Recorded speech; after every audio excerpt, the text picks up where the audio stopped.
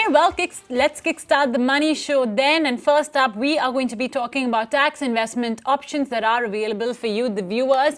We just have 2 months left then for the financial year to end, and you need to make sure you make all the necessary tax investments or even expenses for that matter before the fiscal year ends, or else it will not be allowed as a deduction in your income taxes. So it's extremely important that you kickstart the tax planning journey, and we do not want you to wait till the last week of March, as I'm assuming many of you may be doing. So let's talk about that and more with Karan Batra, founder and CEO of charteredclub.com.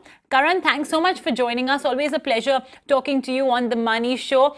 And correct me if I'm wrong, Karan, but many of us have this awful habit of leaving all of our tax planning, tax investments to the last week of March. And then hurriedly we'll just, decide that, oh, okay, you know what, I'm out of time. So let me just very quickly pump in that 1 lakh rupees in my PPF and be done with it, or 1.5 lakh rupees in my PPF and be done with it. Karan, do you think that that's a habit that I think all of us should ensure we get rid of as soon as possible? Hi Mubina, that is one habit which everyone has, and it is not only with tax investments, it is everywhere. So people who work on the deadlines, and for the past 1 week as well, I'm seeing people come to me hurriedly and make all the wrong decisions. So a stitch in time saves 9. It's better to take decision wisely and timely. All right. So Karan, now, we do have a whole host of tax saving investments, options, expenses as well for that matter. So let's start off with one of the most common sections, with I think almost all of us take advantage of, and that's section ATC. Especially if I'm a salaried person, ATC is something that always comes to my rescue so that, I can minimize my tax incidents. So Karan, why don't we start off with that? What are the options available for our viewers watching, which they can opt for right away and, sort of go ahead and make these investments? So section ATC is one of the most important and useful sections through which we can minimize the tax. So it says that if a person invests in various specified instruments, he can get a cumulative deduction of rupees 1.5 lakh rupees. And these several investment options, if we talk about, the most popular of them are ELSS, that is mutual funds, or PPF, or NSC is there. Then there's Kisan Vikas Patra. Then there's 5-year fixed deposits. So there are a lot of options, and a person can choose between any of these. So I would assume that the PPF is the most popular one. It is the one that, most individuals resort to. As an assessee, as a taxpayer, would that be among your favorite investment and tax saving options as well? Undoubtedly. So PPF, according to me, is one of the best options. I'll tell you the reason. So in PPF, when we invest, number one, we get the deduction. Number two, the interest that we are getting, that is also tax-free. The interest rate is very high, around 7.9 to 8%. So at the time of investment, we are getting a deduction. The interest is not taxable. At the time of maturity, we don't have to pay tax. So this falls in the EEE category, that is exempt, exempt, exempt. And there are very few options like these. So I would advise everyone to have a PPF account. Karan, would you say that lock-in period, almost 15 years, would be a bit of a drawback? And in fact, for that matter, if you're making a tax-saving investment anywhere, all of them have this lock-in period. So would you consider that to be as too much of a drawback and maybe not be suitable for those people who are at an advanced stage, maybe 40 plus or 50 plus? And secondly, which are the other tax-saving instruments under the section ATC that actually have a lock-in, which means that the individual will not be able to access that money till this lock-in period is not over? See, all the investment options have a lock-in. All of them. So for mutual funds, it is 3 years. For 5-year fixed deposit, it's 5 years. Then NSC is 5 years. Then we have a home loan as well. That is also 5 years. So all these options come with a lock-in. But I agree with you that PPF has the longest lock-in, no doubt. But we can always withdraw some amount, although we would not be able to withdraw the complete amount. But there's a withdrawal option in between as well. So what we would advise everyone is to start a PPF account. You may not necessarily invest the entire 1.5 lakh rupees. You can invest say 5,000 or 10,000, whatever you think you may not be needing it, and start with the PPF account. And then you can opt for other options as well.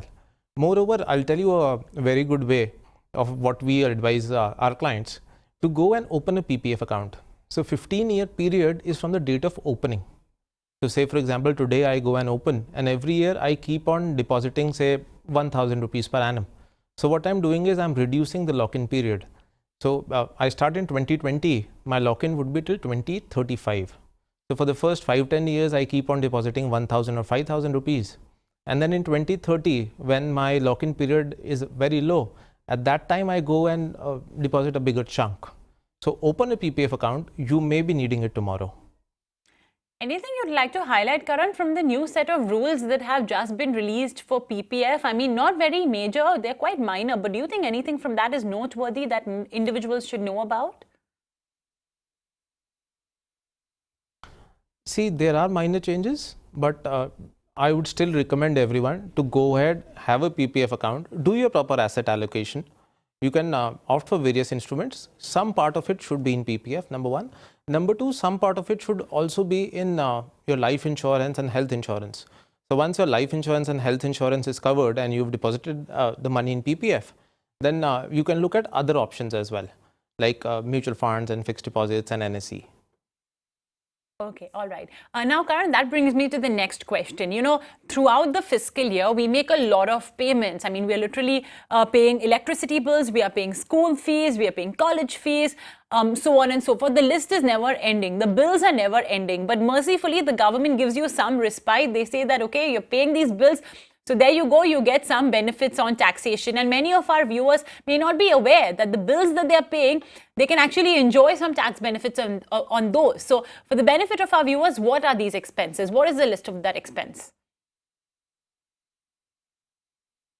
So these expenses are there. So if a person is making school fees, then he can claim a reduction under Section 80C. If a person has a home loan for the principal part, that also qualifies under Section 80C. Moreover, if you are staying on rent and your employer is giving you a house rent allowance, then also you can claim a deduction. If you travel and your employer is giving you a leave travel allowance, then also you can claim an exemption. So there are a host of exemptions. You should check with your employer which options the employer is giving. And nowadays the employers are also very smart. So say for example, I stay on rent, but you stay on or you have your own house and you travel a lot. So you can yourself decide whether you want to claim the HRA allowance or you want to claim the LTA allowance. So nowadays, smart employers are giving a flexi basket where the employee can himself choose which allowances he wants. And we basically have some fair idea of what are the expenses, and the person can accordingly claim these exemptions. So the private employers, they are doing it. The government still has a standardized procedure.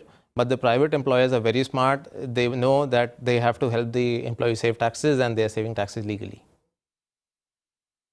Okay, all right. Karan, you know, it's not just ATC. There are a whole host of other avenues as well, like something like an ATG or an ATEE as well. And of course, they just sound like random alphanumeric, items for maybe the lay audience. But if you could just run us through some of those important provisions, something like you mentioned a Mediclaim. I think almost everybody has that medical insurance. So if you could just run us through some of the other very common items that are covered through other sections, but on which an individual can still get a tax benefit. Sure. So I will discuss about the various other options which are in addition to Section 80C. So Yes. they are over and above the 1.5 lakh rupees. So the first option is 80CCD, which says if I invest money in an NPS account, then I get additional 50,000 rupees as deduction. This is over and above the 1.5 lakh rupees. Apart from this, there's another which says 80D. 80D is for medical insurance. So if I have a medical insurance, a health insurance, then for myself, I can get it 25,000 rupees per annum if I'm paying a health insurance. And if I'm paying it on my behalf of my parents, then also I can get additional 25,000. And if my parents are senior citizens, I can get 50,000 for them. So 50,000 for my parents, 25,000 for me, makes it 75,000. Moreover, this is one thing that a lot of people miss out on. If I go for a preventive health checkup, then also I can get 5,000 rupees as deduction. This is something which a lot of people do, but don't have the receipts or forget to claim it. So this is something that you should claim. This is a part of 75,000 only, but is a good deduction. And then there's 80G as well. This is also very common. Common in the sense a lot of people forget to claim it or don't know about it. It says that if I make a donation, I can claim a deduction. And if I'm making a donation to, say, government approved, say for example, Pradhan Mantri Vikas Yojana or Samaj Yojana, I can claim a full deduction. If I'm making to some other charitable organization, I can claim a 50% deduction. So this is also something. And the last and the most important is 80E. So if somebody has a education loan, then he can claim a deduction for the interest paid on the education loan. So folks, if you all have made any payments like this, like even an interest paid on an education loan or your life insurance payment, you can actually get a deduction. So ensure, and I hope you guys were all ears to the list given out by Karan Batra, because I'm sure there was something at least that you guys will be eligible for, because there's a very wide and expansive range of expenses that are covered. And Karan, let's hope that maybe this time around FM Sitaraman will either expand those range of expenses or maybe finally increase that limit of 1.5 lakh rupees, because I think that is long overdue. Okay, well, we've got, this is our Ask the Money Show segment as well. So we would like to invite our viewers, if they have any questions or queries that they'd like to ask regarding their personal taxes, regarding their income taxes, you can call in 24990300 is the phone number. It will appear on the top of your screens in just a bit. But in the meanwhile, we've already got a very first caller. Murlidhar from Chennai is joining us on the phone line. Murlidhar, good evening. What's your query? Ma'am, I have two questions. Sure. That is one, NPS is there, National Pension Scheme is there. Yes. More than Section 80C, 50,000 will be covered. That's right. I want to know elaborately regarding that. First question. Second one is, we are saving by tax exemption schemes using, we are saving some money. Actually, life insurance, health insurance, accident insurance, vehicle insurance, contingency money, emergency fund, these all are very important. We should do, because of by doing that we will save some money subject to tax. But instead of putting money in PPF or NPS so, for saving some money against tax saving, I have to put that money into stock market direct investments or mutual funds direct investments. Okay, ELSS will support up to Section 80C will cover. Other than that, some amount I am going to save against tax. That for that amount, instead of that, I have to put stock market investments, or more than that I will get. So what is the benefit of tax saving against PPF, just like so? Okay, insurance, these are all very important and it will help to me, and according to tax saving also will done. Other than that, so I am saving by investing in NPS, in PPF, some tax saving amount I am going to save. Because if I invest some amount, I will save so much amount in tax saving. Instead of that, I have to put into the stock market, and more than that I will get. Please clarify this doubt, ma'am. Okay, all right. Okay, so Karan, you heard our, our viewer out. He firstly wants to know about the National Pension Scheme. And secondly, of course, he's a bit confused about the other investments that you have to make between ELSS, between stock market investment. And in the midst of all of that, he already does have to make that LIC and Mediclaim premiums, insurance premiums, etc. So how would you help him out? So for the NPS scheme, NPS stands for the new pension scheme, or also called as the National Pension Scheme, which says if a person invests some money, then he would be entitled to get pension. So the intention of introducing this scheme was, as of now, only the salaried employees were getting pension, not the self-employed ones. So self-employed people can also enroll for this scheme, and they would also be entitled for a pension. So now both salaried as well as self-employed can get pension.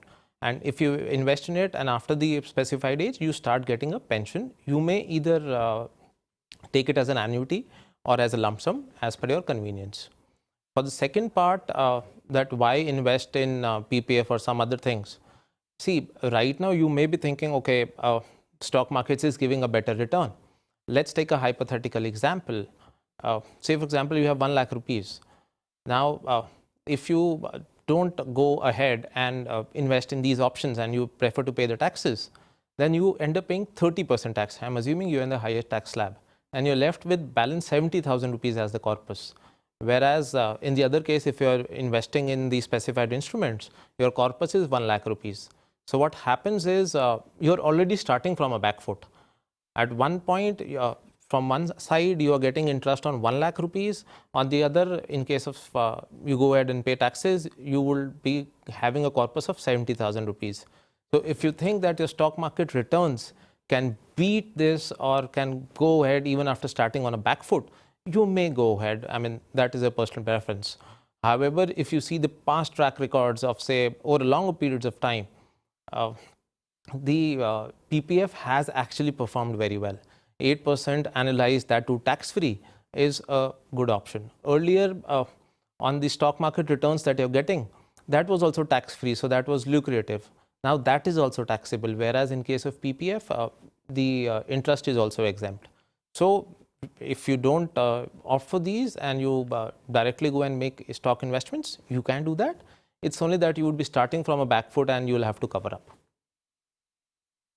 Okay, I hope, Muralidharji, this has helped you out with the query that you had. And, good luck with your tax planning investments. Let's take on board our next query coming in from Fateh Singh from Rajasthan. Good evening, sir. What's your question? Sir, मेरा question ये है madam जी कि inflation जो बढ़ता है ना हर साल जी इसका तो मुद्रा का तो हास हो रहा है, डिप्रेशन हो रहा है मुद्रा का, तो सरकार को इस बजट में है ना इसको ऐड करना चाहिए कि मतलब किसी को इंटरेस्ट मिल रहा है मान लो 7% और इन्फ्लेशन है 3%, तो 3% को उसको डिस्काउंट कर देना चाहिए मतलब इनकम में से डायरेक्टली। एक क्वेश्चन तो मेरा, दूसरा क्वेश्चन ये है मैडम, हेलो यस जी सर, गो अहेड। दूसरा मेरा क्वेश्चन है मैडम, गवर्नमेंट जो भी काम करती है ना मैडम, रजिस्टर्ड संस्थाओं के लिए काम करती है, इंडिविजुअल के लिए कोई टैक्स प्लानिंग नहीं गवर्नमेंट की। इंडिविजुअल भी क्या दान पुण्य करता है, गाय को चारा लगाता है, भूखे को रोटी खिलाता है, कपड़े पहनाता है, कंबल बांटता है, इसका कोई डिडक्शन नहीं है। तो गवर्नमेंट को इस बजट में इंडिविजुअल को भी मतलब है ना टैक्स में 100% छूट के लिए प्रावधान करना चाहिए। भाई कोई आदमी दान पुण्य कर रहा है, परिवार में कोई बीमार है उसको पैसे दे रहा है, किसी को कपड़े दे रहा है, किसी की फीस जमा करा रहा है, समाज में होता ही है, गाँव में होता है, तो इसके लिए गवर्नमेंट को प्रावधान करना चाहिए। जी, उम्मीद तो यही है कि इस बार बजट 2020 में सबका विकास हो, सबके साथ विकास हो, जैसे गवर्नमेंट जैसे बोलती है। बट लेट्स सी 1 फेब को फतेह जी मैं दरख्वास्त करूंगी आप बने रहेंगे ईटी नाउ के साथ, और हम आपको पूरा एनालिसिस भी देंगे कि किसको कितना फ़ायदा हुआ है एफएम के बजट से। बट यस, होप यही है फतेह सिंह जी के कुछ फ़ायदा हो हर class of section of people के साथ। But yes, thank you so much जी आपने फ़ोन करने के लिए और आपके विचार शेयर करने के लिए। Okay, let's take on board our next question. We received an email query from Ritesh Chakraborty. He says, I'm a salaried employee in a private MNC earning less than 10 lakh rupees in a year. I bought a house property using home loan from a nationalized bank with joint ownership with my wife, who is a housewife with no income source. Please suggest whether I should file ITR 1 or ITR 4 and if his wife is required to file an income tax return or not.